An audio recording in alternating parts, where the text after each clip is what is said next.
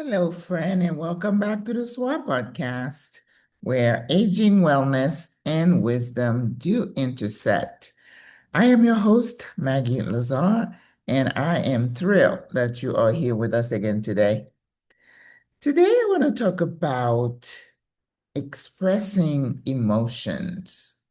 I remember I used to tell my boys, my kids, when they were younger, I said, learn to control your emotions. And it is a training that you have to set your mind on before anything happens, because a lot of times in the heat of the moment of any situation, and if you're not measured and if you're impulsive in how you react, I used to tell him there are a lot of people on death row right now for not taking the time to think through a response to a situation. And there is an example that I sometimes give of this couple. They were very involved in the church, very strong Christians. They had one son, and he was in the service, was dating a woman with kids, like a lot of our sons do. And there was some kind of tiff between the girlfriend and her ex. And there was a heated argument, and the veteran, the couple's son, went to his car, picked up his gun, and shot that other person dead, and then was on death row.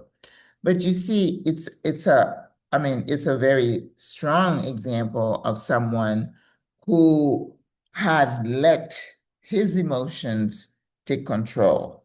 So we as parents, right, when we are trying to teach our kids to control on how they respond, sometimes we say, go to your room and think through it, right? That time alone is enough to diffuse the emotion, the anger, because I know I practice that a lot. And then when they come out, they come up with a different perspective, they're calmer, and then you're not going to be lashing out as you would in the heat of the moment. The other thing that we have been taught is to count backwards or take deep breaths.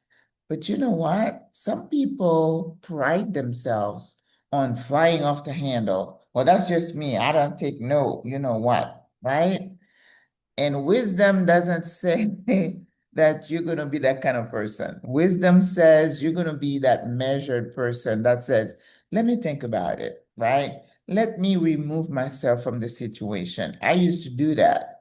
When I was really upset with my kids, I would say, go to your room.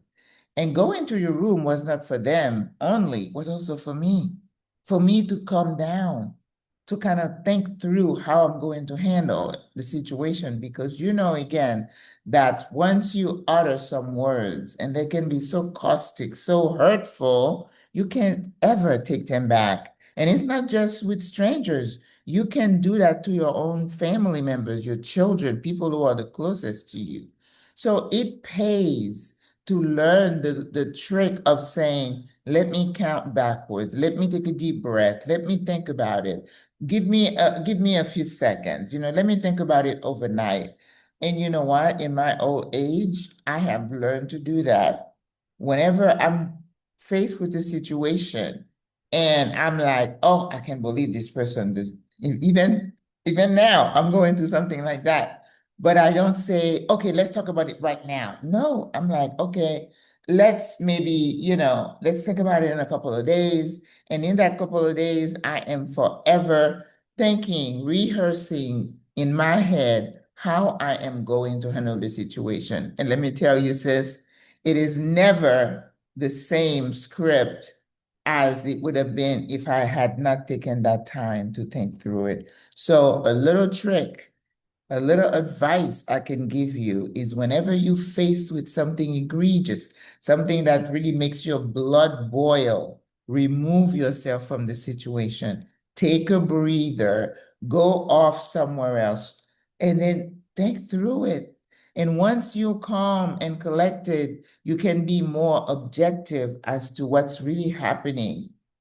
And then your response is going to be more measured. I think that is wisdom. This is something that you need to embrace.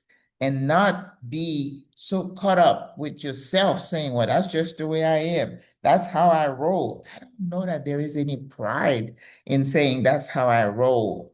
And it's not that you're a wimp.